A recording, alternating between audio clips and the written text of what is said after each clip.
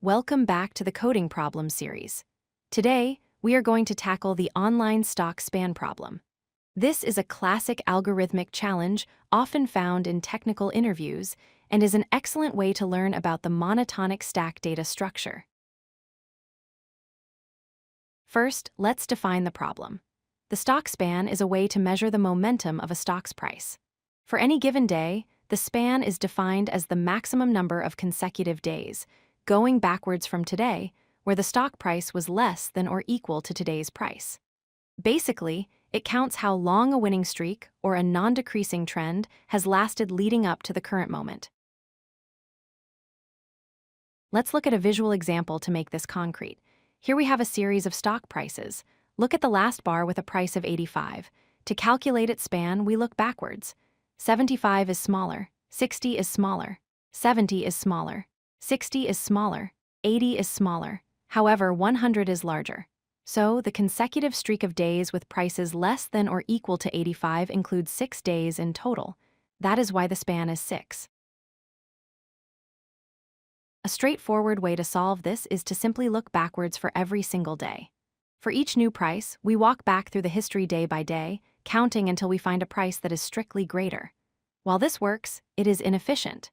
In the worst-case scenario, like if stock prices are constantly increasing, we end up checking almost all previous days for every new day.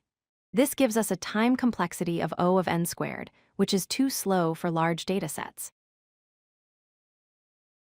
We can optimize this significantly using a data structure called a monotonic stack. The key insight is that if a new price is higher than a previous price, we don't need to remember that smaller previous price anymore. The new, higher price blocks the view of the smaller one. We only care about the previous greater element. A stack helps us maintain a list of useful prices in decreasing order. Let's walk through how the stack works. Suppose the current price is 80 and the top of our stack is 100. Since 80 is smaller than 100, it doesn't cover up the 100. The previous greater element for 80 is just the day before. We simply push 80 onto the stack. Its span is 1. Now consider a case where the current price is larger than the stack's top. Here, the current price is 70 and the top is 60.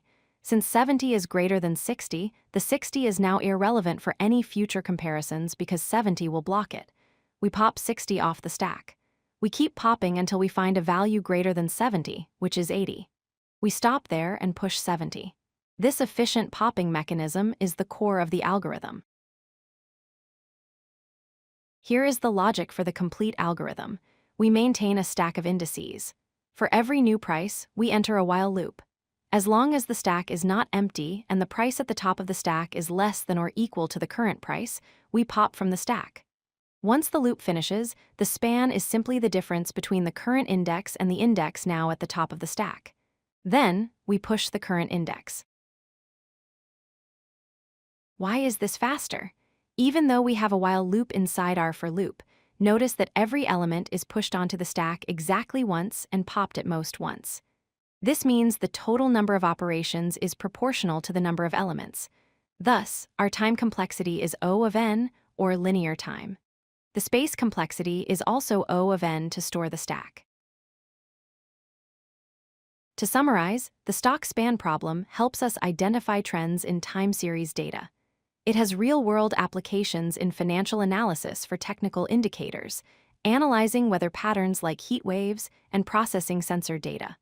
By moving from a nested loop to a monotonic stack, we improved our performance from quadratic to linear time. Thanks for watching. If you like this video, hit that like button and don't forget to subscribe. Visit codelucky.com for more such useful content.